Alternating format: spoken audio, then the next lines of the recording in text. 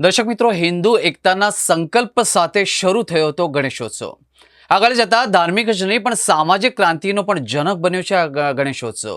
એ મહાપર્વ પાછળનો ઇતિહાસ વાંચો, જેનાથી લોકમાન્ય ટિળકે પ્રજ્વલિત કરી હતી રાષ્ટ્રવાદની મશાલ. દેશમાં પવિત્ર શ્રાવણ માસની શરૂઆત સાથે જ તહેવારોની હારમાળા પણ શરૂ થઈ જાય છે.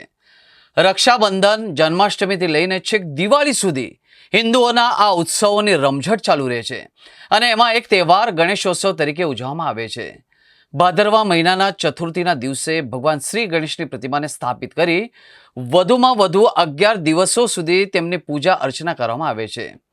સ્થાનિક લોકો એકતા અને સૌહાર્દ સાથે ભગવાનના કાર્યમાં સહભાગી બને છે. આમ આપણે ત્યાં જે તહેવારો ઉજવવામાં આવે છે તેનું ધાર્મિક ગ્રંથોમાં પણ મહત્વપૂર્ણ વર્ણવાયું છે કે સદીઓથી ચાલતી પરંપરાઓના ભાગરૂપે ઉજવણી કરવામાં આવે છે. પણ આ તહેવાર આવી રીતે જોઈએ તો થોડા જુદો પડે છે. વૈદિક યુગથી લઈને મધ્યકાલીન યુગ સુધી સાર્વજનિક ગણેશોત્સવની પરંપરા ભારતમાં ન હતી.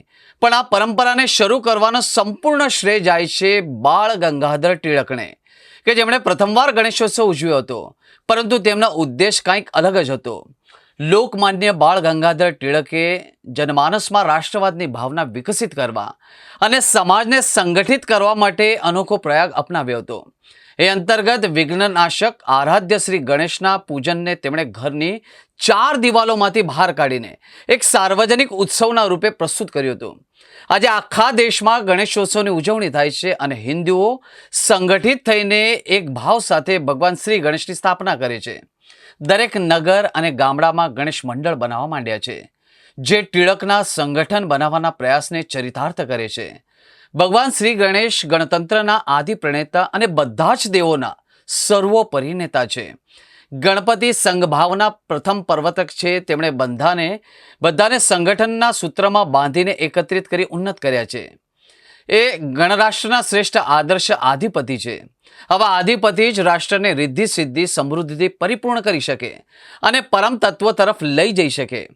ગણપતિ રાષ્ટ્રની ઉન્નતિના આદર્શ છે. ગણરાષ્ટ્રના અભ્યુદય માટે અનુકરણીય છે. એમનું સ્વરૂપ, નામ અને કર્મ ઉત્કૃષ્ટ બોધ આપનારા અને સુખ પ્રદાન કરનારા છે. એ વિવેક જ્ઞાન પ્રદાતા છે. વિવેક બુદ્ધિ સદ અસદ ભેદ કરે છે. જીવનમાં નિરીક્ષક વિકે હોય તો માંગલ્ય અને કલ્યાણ આવે છે. ભગવાન ગણપતિના સ્વરૂપ સાથે સંકળાયેલા બાબતો સૂચક છે.